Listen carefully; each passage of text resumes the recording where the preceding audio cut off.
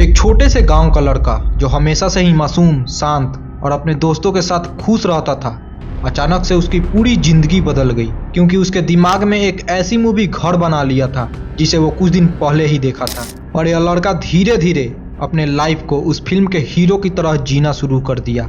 और एक दिन कुछ ऐसा हुआ जिसका कल्पना किसी ने नहीं किया था, क्योंकि यह मासूम सा दिखने वाला लड़का एक छोटी सी बात पे अपने ही दोस्त की हत्या कर देता है। और जब पुलिस उसे अरेस्ट करती है तो उसका केवल एक ही जवाब होता है कि मैंने कुछ गलत नहीं किया है, मैं फिर वापस आ जाऊंगा। और आज ये बस एक कहानी है, लेकिन ऐसी कईयों कहानियां भारत के हर एक कोने में देखने को मिल जाएंगी। और आपको जानकर हैरानी होगा कि आज हर एक तीसरा यूथ जो कहीं ना कहीं किसी क्राइम में इन्वॉल्व होता है वो किसी न किसी वायलेंस मूवी से इंस्पायर हुआ होता है। हर दिन हमारे सिनेमा के स्क्रीन पर दिखाई जा रही एक्शन सीन्स, हीरो का एटीट्यूड और वायलेंस का प्रदर्शन इंडियन यूथ को इंस्पायर कर रहा है कि वो अपने प्रॉब्लम्स को सॉल्व करने के लिए वायलेंस का सहारा ले सकते हैं। अब डिसाइड हमें ये करना है कि हमारी फिल्म इंडस्ट्री का असली मकसद क्या है। क्या इस फिल्म इंडस्ट्री का असली मकसद इन वायलेंट मूवी के जरिए हमारे यूथ को एक निगेटिव डायरेक्शन देना है? क्या इस फिल्म इंडस्ट्री का असली मकसद हमारे यूथ को ये समझाना, उनको ये एहसास दिलाना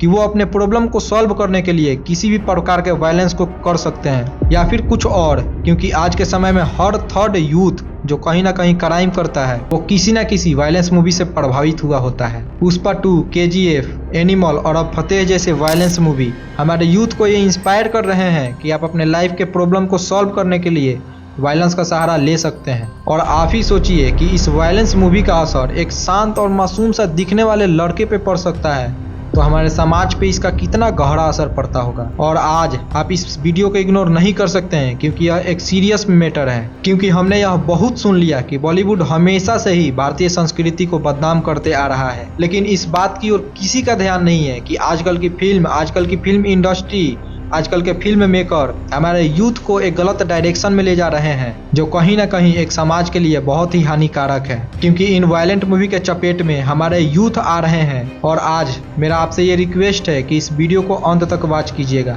ताकि आप इस सीरियस मैटर को बहुत गहराई से समझ सकें और क्वेश्चन कर सके, ताकि ये फिल्म मेकर अपने रिस्पॉन्सिबिलिटी को समझे कि वो किस तरह इंडियन यूथ को बर्बाद कर रहे हैं, कैसे उनकी फिल्म के सीन्स, डायलॉग और हीरो के एटीट्यूड हमारे यूथ पे एक निगेटिव इम्पैक्ट छोड़ रहा है, जिससे हमारा यंग जनरेशन एक रॉन्ग डायरेक्शन में जा रहा है। क्योंकि अगर एक मूवी अपने ऑडियंस को हीरो बनने के लिए प्रेरणा दे सकता है तो वही मूवी अपने ऑडियंस को विलन बनने का प्रेरणा क्यों नहीं दे सकता? सोचिएगा जरूर। वीडियो को स्टार्ट करने से पहले आप हमें ये बताइए कि क्या आप किसी वायलेंस को ग्लोरीफाई कर सकते हैं?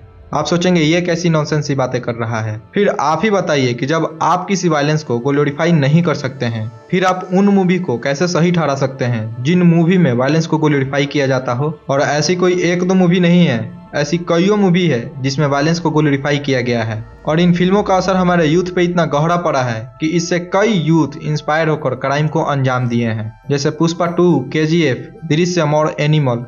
और एनिमल के तो मेन कैरेक्टर रणवीर कपूर ने ये मान भी लिया है कि एनिमल जैसे मूवी समाज के लिए बेहतर नहीं है, ये यूथ को एक रॉन्ग डायरेक्शन में ले जा रही है।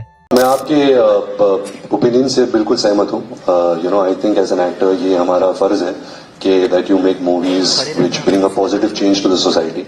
और अब आपको भी ये समझ लेना चाहिए कि ऐसे वायलेंस मूवी इंडियन यूथ को एक रॉन्ग डायरेक्शन में ले जा रही है। और इसका असर भी सामने देखने को मिल रहा है कि कैसे कुछ लोग पुष्पा के स्मगलिंग से इंस्पायर होकर इसी के स्मगलिंग के स्टाइल में सैंडल स्मगलिंग करना स्टार्ट कर दिए।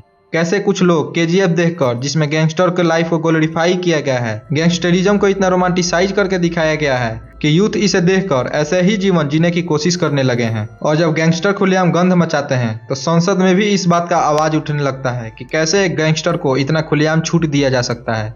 आपके पड़ोस में गैंग वॉर शुरू हो गए हैं। ये लॉरेंस बिश्नोई गैंग ने हंगामा मचा रखा है और ये साबरमती जेल में कैद है लॉरेंस बिश्नोई, जो कि गुजरात के अंदर है। समझ नहीं आ रहा कि लॉरेंस बिश्नोई वहां से दिल्ली के अंदर एक्सटॉर्शन रैकेट कैसे चला रहा है। देखिए, मैं ये मानता हूँ कि इसमें सरकार की कहीं ना कहीं फेलियर है, लेकिन आपको भी इस बात को समझना होगा कि गैंगस्टरिज्म के खिलाफ आवाज उठाने के साथ साथ इन फिल्म मेकर, इन फिल्म इंडस्ट्री के खिलाफ भी आवाज उठाना होगा, ताकि जो युवा इनके फिल्म को देखकर गैंगस्टरिज्म की तरफ अट्रैक्ट हो रहे हैं वो कहीं ना कहीं एक पॉजिटिव डायरेक्शन में जाए। इसलिए जब आप किसी गैंगस्टरिज्म, जब आप किसी क्राइम के खिलाफ आवाज उठा रहे हैं तो इस बात का भी आवाज उठाइए कि ये यूथ जो क्राइम में इन्वॉल्व हुए हैं वो आखिर कहाँ से इंस्पायर हुए हैं। क्योंकि आपको भी पता है कि जब तक किसी क्राइम के तह तक जाकर उस क्राइम सोर्स को समाप्त नहीं किया जाता है तब तक एक समाज से क्राइम को समाप्त नहीं किया जा सकता है। इसलिए ये जरूरी है कि आप ये समझें कि आखिर यूथ क्राइम में इन्वॉल्व हो कैसे रहे हैं, आखिर कैसे यूथ एक रॉन्ग डायरेक्शन में जा रहे हैं, कैसे यूथ क्राइम की तरफ अट्रैक्ट हो रहे हैं, कैसे यूथ अपने प्रॉब्लम को सॉल्व करने के लिए वायलेंस का सहारा ले रहे हैं, और क्यों आजकल के युवा गैंगस्टरिज्म की तरफ अट्रैक्ट हो रहे हैं। इसलिए मेरा आपसे ये रिक्वेस्ट है कि आप जब भी कभी किसी गैंगस्टर के खिलाफ, कभी किसी क्राइम के खिलाफ आवाज उठा रहे हैं तो इस बात का भी आवाज उठाइए कि आखिर इसमें इन्वॉल्व यूथ, इसमें इन्वॉल्व हुआ क्यों, कहाँ से ये इंस्पिरेशन लिया ऐसे ऐसे क्राइम को अंजाम दे। और आजकल के युवा का तो क्या ही कहना, जो अपनी खुद की औकात भूलकर केवल एक फेम के लिए, केवल एक पावर के नाम पे किसी भी हद तक कोई भी क्राइम करने के लिए तैयार हो जा रहे हैं। ये हो गया है आज के यूथ का हालात। और अगर रिसर्च की बात करें तो जो यूथ वायलेंट मूवी देखता है उसमें क्राइम की इंक्लिनेशन 30% ज्यादा होती है, जो उनके पर्सनल लाइफ में एग्रेशन और वायलेंस का कारण बनती हैं। अब सोचते हैं ना कि ये कल तक तो ठीक रहता था, पहले तो ठीक था, अचानक से इतना बिगड़ कैसे गया। ये इन्हीं वायलेंट मूवी का कारण है और ये चिंता का विषय है, क्योंकि ऐसे केसेस इंडिया में बढ़ते जा रहे हैं जिसमें आजकल के यूथ इन फिल्मी हीरो को अपना रोल मॉडल मानने लगे हैं, उन हीरो को मानने के बजाय जो रियल और वास्तविक हीरो हैं। इनके फिल्म कैरेक्टर को अपने रियल लाइफ में अपनाने लगे हैं, जो बॉर्डर पे तैनात हैं आपके लिए, अपने जान को जोखिम में डाल रहे हैं केवल आपके लिए। और आपको अगर मानना है ना रोल मॉडल, तो उन हीरो को मानिए जो सच में हीरो हैं। इन फिल्मी हीरो के पीछे कुछ नहीं रखा है। आप इन फिल्मी हीरो के कैरेक्टर में जीने की कोशिश मत कीजिए। आपको पता है ना पुष्पा झुकेगा नहीं, पुलिस आके घर से उठा कर ले गई ना, मत कीजिए, अभी से सुधर जाइए, मौका है। क्योंकि वायलेंट मूवी का इम्पैक्ट यूथ के सबकॉन्शियस माइंड पे भी पड़ता है। क्योंकि जब भी कोई यूथ वायलेंट मूवी देख रहा होता है तब वो एक ऐसी दुनिया में होता है जहां गुस्सा, बदला और क्राइम को हीरोइज्म की तरह पेश किया जाता है। और ये फिल्म इनके ऊपर एक गहरा प्रभाव डालती है जो कभी कभी इनको समझ में भी नहीं आती है। और ये डेली वायलेंस को देखते देखते वायलेंस के साथ फैमिलियर हो जाते हैं और इनके अंदर इतना गुस्सा और एग्रेशन भर जाता है कि इनको दूसरे लोगों के प्रति दया या यूं कहें तो एम्पैथी कम हो जाती है। और इनके सामने जब वायलेंस होता है तो ये उसका असर ज़्यादा नहीं समझते हैं। और इसका मतलब ये है कि वायलेंट कंटेंट हमारे इमोशन को ठंडा कर देता है और हम वायलेंस को एक आम बात समझने लगते हैं, जो कहीं ना कहीं एक समाज के लिए बहुत ही हानिकारक है। देखिए, ऐसा नहीं है कि वायलेंस मूवी का असर केवल पर्सनल लाइफ को ही इम्पैक्ट करता है, बल्कि ऐसी मूवी सोशल लाइफ पे भी अपना एक गहरा असर छोड़ती है। क्योंकि ऐसी मूवी में वायलेंस को इस प्रकार दिखाया जाता है कि लगता है वो सही ही है। और इन सीन्स को देखकर कुछ युवा जो ऑलरेडी अपने लाइफ में किसी न किसी क्राइसिस से गुजर रहा है, वो इनके दिखाए गए रास्ते को अपनाने लगता है और वो मान लेता है कि अपने गोल को पाने के लिए वायलेंस करना कोई गलत काम नहीं है। और इन युवाओं का इस प्रकार का सोच ही उन्हें क्राइम और क्रिमिनल एक्टिविटीज की तरफ ले जाती है। और इसका असर ये होता है कि हमारे समाज में से मोरल वैल्यू टूट जाता है। और आप ही सोचिए कि जब किसी समाज में मोरल वैल्यू ही नहीं रहेगा तो रिश्तों को कोई क्या ही निभाएगा,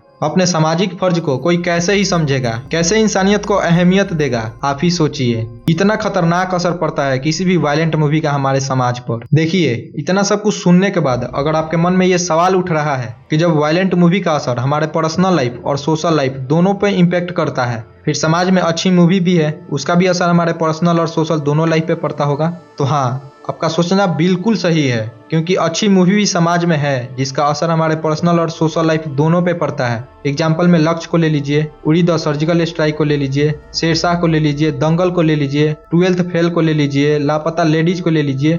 ये सारी वो मूवी है जो इंडियन यूथ को, चाहे वो लड़का हो या लड़की, इंस्पायर करता है अपने लाइफ में कुछ करने के लिए।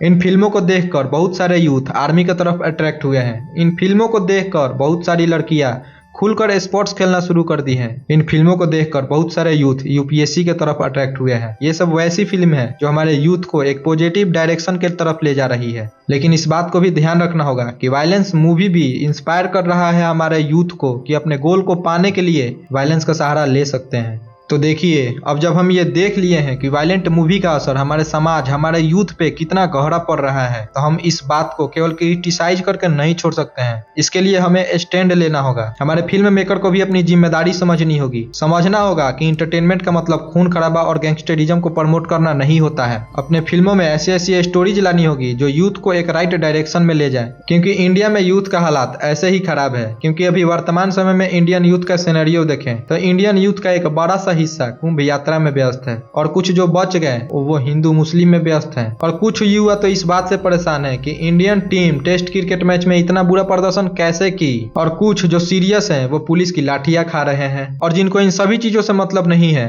वो मूवी और वेब सीरीज में व्यस्त हैं। और मूवी में आजकल इतना वायलेंस दिखाया जा रहा है कि इन पे भी एक गलत असर पड़ रहा है। फिर आप बताइए कि ऊपर बैठे लोगों का क्या विचार है कि इंडियन यूथ बर्बाद हो जाए? सोचिएगा जरूर। फिर मिलते हैं किसी ऐसे ही सीरियस टॉपिक पे। तब तक के लिए नमस्कार, ख्याल रखिएगा अपना।